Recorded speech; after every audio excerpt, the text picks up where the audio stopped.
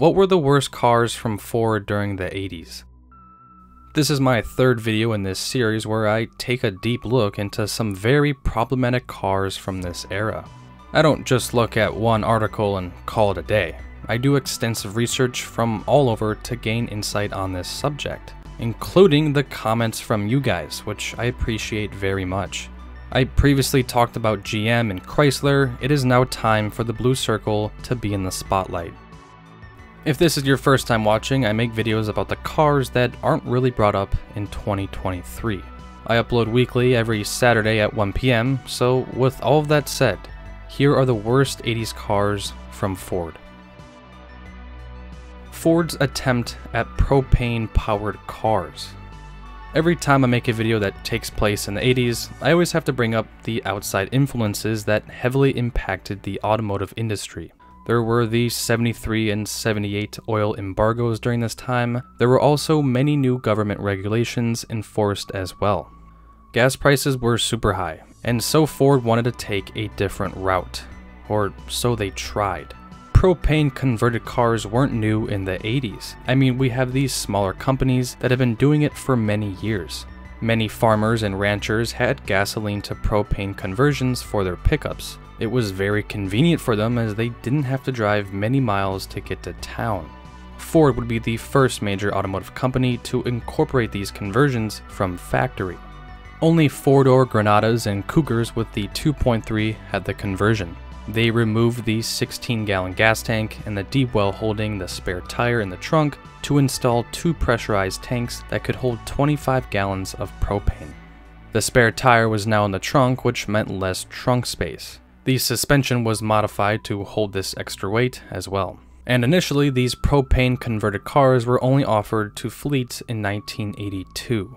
At the time, Ford expected to sell around 5,000 units per year in the States. Compared to regular or non-converted Granadas and Cougars, Ford sold around 150,000 units that same year. Engine compression ratios on converted cars were increased from 10 to 1 from 9 to 1. If you have no idea what this means, basically higher compression increases fuel efficiency and sometimes power output. In this case, the converted Granadas and Cougars were 3 seconds faster from 0 to 60 than non-converted models. Regular models got 22 miles per gallon while the propane models got 20. You might be thinking, well, how is it more efficient if it is rated lower? Well, propane was a lot cheaper back then, 50 cents to the gallon cheaper. So in theory, this should have worked, right? Unfortunately for Ford, it did not. They sold very poorly, and one of the main reasons for this disaster was there wasn't enough propane stations to fill up at. So Ford canceled it just after 2 years. I thought to myself, why didn't Ford go with the diesel method? Diesel was a far more popular alternative. I think what happened was Ford saw GM's absolute failure with their small block diesels that they didn't want to try that method with a 10-foot pole. I apologize in advance for the lack of footage. There wasn't that much to go around. It's the call of the wild, and Ford answers with Bronco 2, a real kick in four-wheeling. The Bronco 2 takes rough terrain and snow in stride with four-wheel drive. This compact SUV was derived from the Ranger, which came out a year prior in '83. The regular Bronco was derived from the F-Series trucks, and these were both offered at the same time. If we look at the present day, Ford has the same thing going on with the Bronco Sport and the regular Bronco, which is interesting. These Bronco 2s were basically a direct response to GM's all-new S10 Blazer, which to me looks a lot better. There was also the 3-door Cherokee, Dodge Ram Charger, and Suzuki Samurai in this segment. Well, maybe not the Ram Charger, that was more of a full-size SUV. Anyway, these were marketed towards, and I quote, for men, single people, or young couples. With that said, the Bronco 2 had a bunch of added-on color options compared to the Bronco. It was mainly to appeal to the younger crowd. For 1985, the Bronco sold around 55,000 units, whereas the Bronco 2 sold around 107,000 units, nearly double.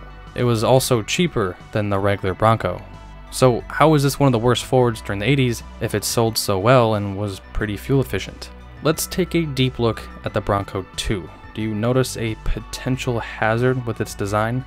It's narrow, but tall, probably the worst combination possible. And because of this design, these Bronco 2s had an unstable base and high center of gravity.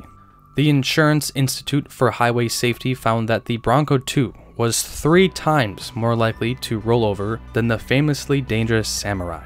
1 out of every 500 Bronco 2s produced ended up in a fatal rollover accident. At least 260 people lost their lives in these cars. Now, there are outside variables that may have impacted these results, such as drinking and driving, not wearing a seatbelt, or just driving recklessly. And Ford stuck to the story that these rollovers were all caused by any of these variables. However, before the Bronco 2 hit the public market, obviously it had to go through safety tests. One of those tests was the J-turn, and Ford decided to cancel this test, and I quote, out of fear of killing or injuring one of its own drivers. Ford's Office of General Counsel collected 113 documents regarding the new vehicle's handling problems. 53 of these documents somehow disappeared.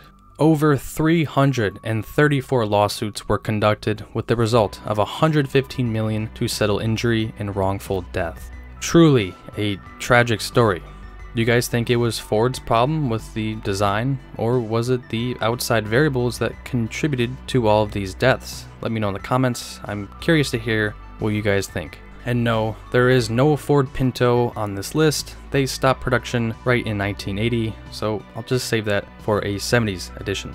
Remember the first entry? It was the propane converted Granadas and Cougars. I also said that Ford didn't enter the diesel craze.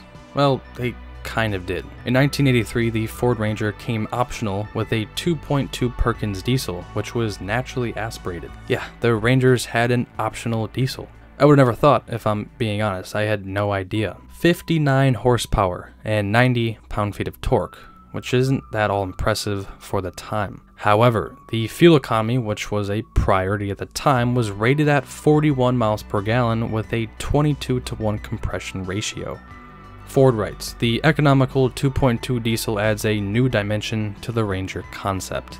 Well, it didn't do just that. Just after 2 model years, the Perkins was replaced by a 2.3 turbocharged Mitsubishi engine. This motor made 86 horsepower and around 130 pound-feet of torque, a lot more competitive than the Perkins. But yet again, these motors also had a 2-year production run. Production numbers aren't exact or really known for each motor, but some forums say less than 20,000 units were made for each year for both the Perkins and Mitsubishi. So finding parts nowadays for any of these motors is impossible. I follow this channel, 21 Motors, who works at a scrapyard, and I clicked on this video because again, I was like, no way these came in diesel. So shout out to you for sharing this new information. I'll have a link to his channel in my bio.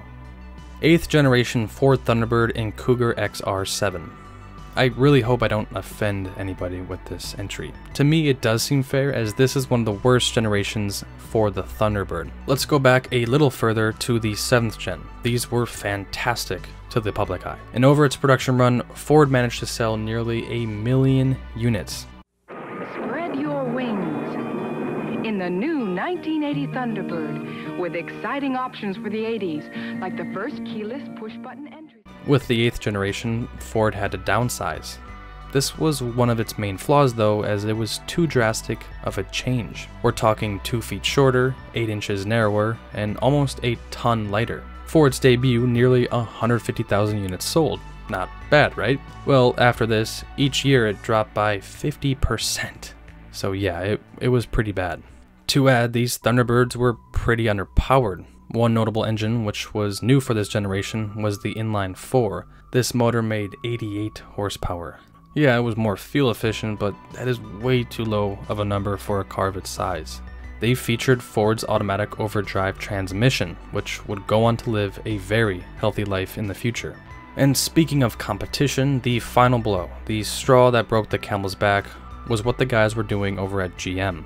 They just recently redesigned the A-body in '78, and the Cutlass was the best-selling car in the States upon its release.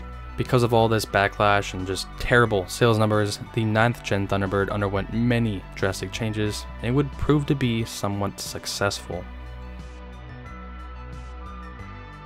I haven't done a tier list in a little bit. I'm going to bring it back. I'm trying to reincorporate it and make some changes to it. If this is your first time watching, I have these rankings: S, A, B, C, D, and F. S means it's a great car, it's perfect pretty much, and F means it is awful. In D tier we have the Bronco 2 for numerous reasons. If you want to put all the, I guess, drama aside, I don't even think it looks that good.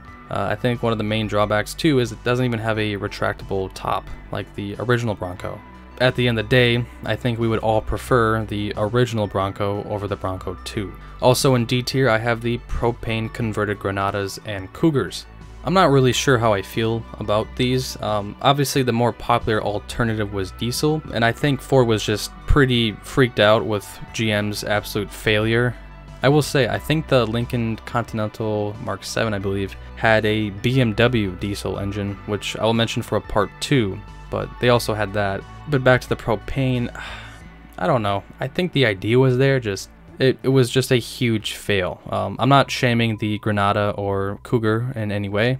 I'm strictly just talking about the propane conversions, and D tier is pretty fair for me. In C tier, I have the Thunderbird. I think nowadays, you know, they look alright, but they are one of the worst generations Thunderbird. You can probably argue it's either D or F. I'm just gonna put it in C, just kind of like lower middle ground. You know, it still had V8s in it. I don't know. I think the personal luxury coupes were being hit really hard during this time. If you look over at GM and Chrysler, I think they did a little bit better. And then in B tier, I actually have the Perkins diesel. With everything I read, most people said that these motors are reliable, they're great.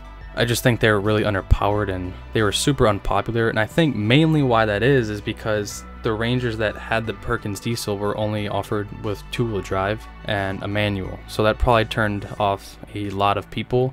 And also, you know, it wasn't standard. This was I'm not sure how much more it cost, but also that could be another factor. Also, and I know people that, you know, got these trucks aren't talking, you know, they're not trying to go super fast, but the max speed, the top speed for these was like around 65 miles per hour. So that is going to wrap it up for this video. I really hope you guys enjoyed it. Stay tuned for next week's video. I can't do any more 80s. I've done 80s like almost like a month straight now, maybe even 2 months straight. So I'm gonna be incorporating the 90s and 2000s and also the 70s a little bit more.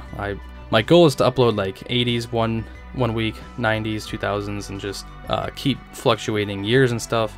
Hopefully my editing and voiceover and just basically my script and what I'm talking about is getting just a tad bit better from, I don't know, maybe 2 months ago. And yeah, so with that, thank you so much for watching, guys. I will see you all next week.